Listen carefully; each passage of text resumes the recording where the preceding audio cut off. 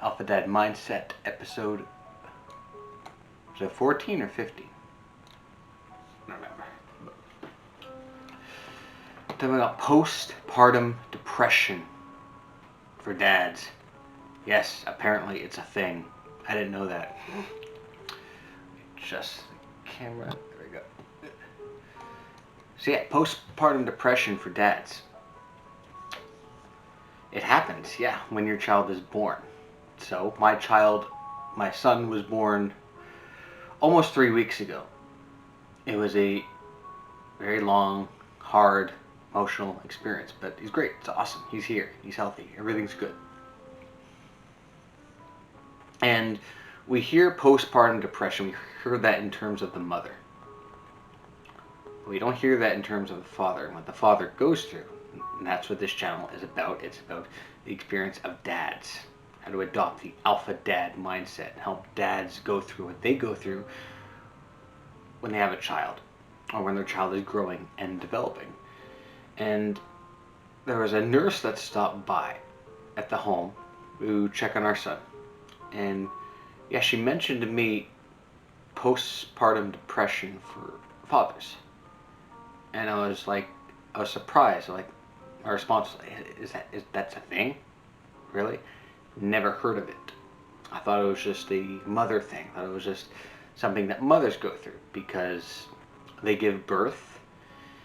It's a physical and emotional, grueling experience. And then their hormones are stabilizing for the next month after the child is here. So it takes about a month or so for a woman's hormones to kind of stabilize and go back to normal. But you don't hear that in terms of dads. I never thought that was a thing. And then I did some research on it when it comes to postpartum depression for fathers. And what happens is when your child is born, when your child arrives, when you're finally home with your child, and this is all biological, but your testosterone level goes down. It decreases. Your oxytocin levels increases. And that's a evolutionary biological purpose for that. Lower the testosterone, it decreases a father's chance of engaging in risky behavior for protection of the child. So the child is protective. Oxytocin is sent into the brain, which is the bonding chemical, which is what happens when you're bonding with your child. It's the love hormone, basically. It's basically what happens when you fall in love with a woman. It's a really, really good rush of emotions you feel. And it's the same thing with your child. That strong emotion, that connection that you feel with your child. A lot of people have trouble connecting with their child from when the child first gets here. In my case, I was able to connect with my child right away. With my son right away, it was never an issue for me, so I got that huge kick of oxytocin, which helps me bond with my son, with my baby boy. The issue with the oxytocin, though, is it makes you a little emotionally unstable. And for me, I'm very composed, very calm. Always got my emotions in control. Always emotionally in control in 99% of situations. Situation in the hospital when my son was born, there were multiple moments where I lost control, and I broke down a few times.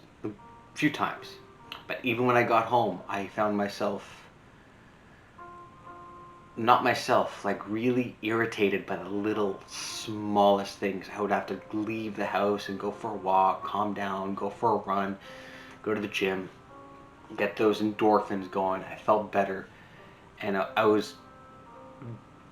found myself very, very emotionally unstable from what I usually am. I'm usually very composed, and I was just self-reflecting, and I was like, what the hell is wrong with me? Why do I feel so out of control? Like, to my standards, I felt very emotionally out of control, and that has to do with the new child in your home. And yes, we talk about the levels of hormones kind of stabilizing in the mother, but it also happens with the father. And that part I didn't know. I had no idea. It's decrease in testosterone and the increase of oxytocin. Takes a while to stabilize, a couple months when your child is here, but that actually causes emotional instability in fathers, in men. And that's why this nurse was telling me is that you need to go engage in your normal habits. Go to the gym, exercise, lift weights, work out, read. When you have a moment, go hang out with a friend. Go chill with your friend. Go hang out with your buddies for a few hours, have a few beers. Find the moments when you can, when you've completed your dad duties, your job as a father. You have a little free time to go do your hobbies. Go do the things you like doing. So taking your old routine, your own structure, and incorporating that into your new routine as a dad and putting it together. That's what helped me stabilize myself and get me back to normal. And I'll end this video on this. And this is a hard part too for men to accept. Is before a child's here, who's the number one man in your woman's life? It's you. When the child's here, you're not number one anymore. You're number two. And for some guys, that's a very, very bitter pill to swallow. But you gotta swallow it. And you gotta set your ego aside, put your ego away, because it's not about you anymore, it's about the child. And when it comes to your wife, when it comes to your girlfriend, your child is number one, and you're number two. And there will be times, sometimes, yes, that you feel that you're not being recognized. Because you're going out, you're running and doing this, and you're doing all these errands, and you're doing all the daddy duties, and you're being super supportive. And it gets frustrating because sometimes you just feel like you're invisible. That you're just a tool. You're just a human tool going to do this, going to do all these errands, and feeling like you're not being appreciative or not being recognized for anything. Like, okay, done your daddy duties. All right, we don't need you. Now you can go and engage in your hobbies, what you normally do. And sometimes that's tough. Sometimes that's hard. Because we're not number one anymore. We're number two. And you got to accept that. But here's the good part. The good part is, well, in the beginning, the primary caregiver is not going to be you. It's going to be the mother. Your support staff, essentially. Not that your presence is not important. It's very important for a newborn to bond with their father right when they get there. It's very important to establish that bond. That's important too. But when it comes to helping out, you are a support staff, essentially. You are the secondary caregiver in a way. But a father's strengths will come in later in a child's life. In the beginning, when the child first gets there, it's the mother. 100% it's the mother.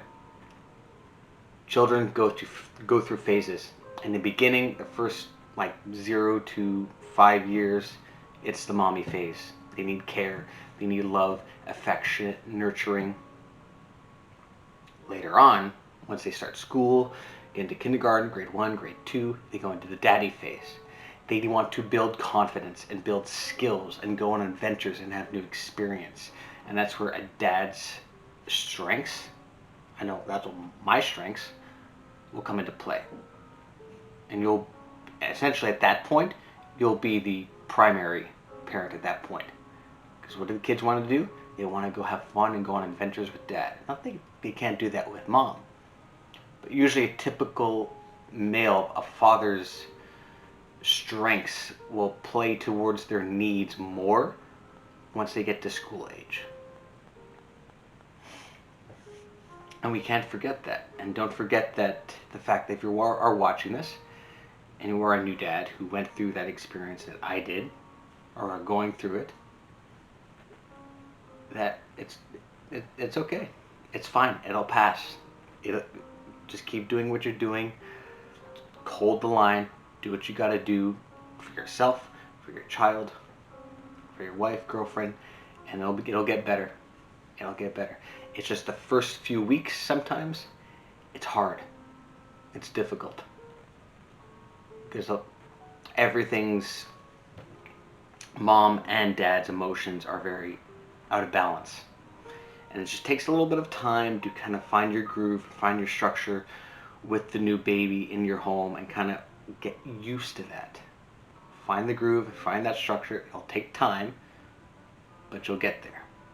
And on that note, thank you so much for watching. I appreciate it. Do me a big favor. You can like and subscribe, and I will see you all in the next video. Have a good one.